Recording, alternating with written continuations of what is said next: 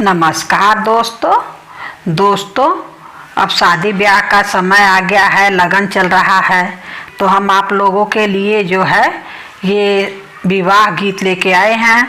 आप लोग को अच्छा लगेगा तो शेयर करिएगा, कमेंट करके ज़रूर बताइएगा दोस्तों कि आप लोग को कैसा लगा। सब्सक्राइब जरूर करिएगा दोस्तों। नमस्कार। ही बरजीनी खोज मोरे बाबा, अरे बांसी के लोग बड़ा चोर रे लालनावा, अरे बांसी के लोग बड़ा चोर रे लालनावा। बांसी बरजीनी खोज मोरे बाबा, अरे बांसी के लोग बड़ा चोर रे लालनावा, अरे बांसी के लोग बड़ा चोर रे लालनावा। आगो में लूट ले गैया भैंसिया, अरे दुआरे पे चांचल घोड़ रे लालनावा, अरे दुआरे पे चांचल घोड़ रे लालनावा।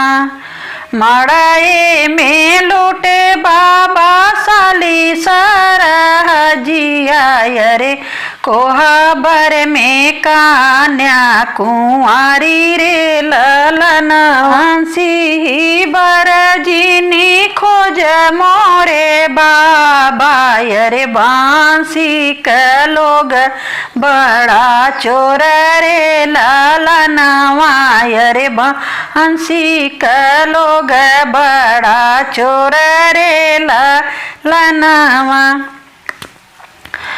बागों में लूटे बाबा गैया भैंसिया, अरे दुआरे पे चांचल घोड़ रे लालनावा, अरे दुआरे पे चांचल घोड़ रे लालनावा।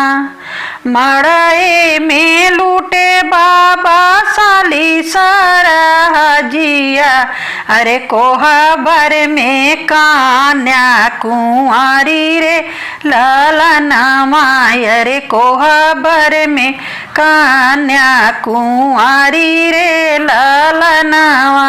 आई करन बेटी गैया भैंसिया, अरे काये करन चांचल घोड़ रे लालनावा, अरे काहो करन चांचल घोड़ रे लालनावा।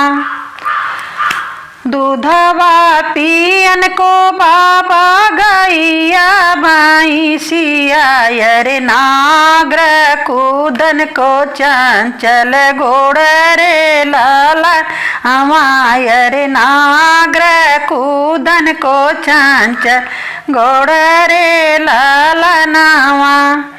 हंसही बोलही बदे साली सरहजिया, अरे बेलस के कान्या कुंवारी रे लालनावा, अरे बेलस के कान्या कुंवारी रे लालनाही बोलही बदे साली सरहजिया, अरे बेलस के कान्या कुंवार रे लालनावा, अरे बेलस के कान्या कुंवार रे लालनावा। बांसी बरजीनी खोज मोरे बाबा, अरे बांसी के लोग बड़ा चोर रे लालनावा, अरे बांसी के लोग बड़ा चोर